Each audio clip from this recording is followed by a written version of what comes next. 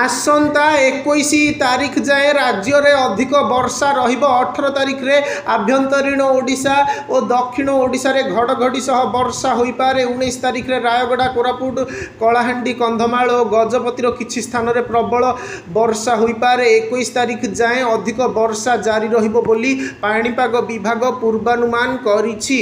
20 तारीख रे मयूरभंज, केन्दुझर और कोरापुट रे प्रबल वर्षा संभावना अछि। आभ्यंतरीण ओडिशा और दक्षिण ओडिशा रे घड़घड़ी सह वर्षा होई पारे। 21 तारीख रे मयूरभंज, केन्दुझर, गंजाम, गजपति, रायगड़ा और कंधमाल रे प्रबल वर्षा होई पारे। पुरी, खोर्धा, नयागढ़, सोनपुर, बौद्ध, नुआपड़ा, बलांगीर, कलाहांडी, नवरंगपुर, कोरापुट और मालकानगिरी रे घड़घड़ी सह वर्षा होई पारे बोली पाणीपाग विभाग आकलन करिछि।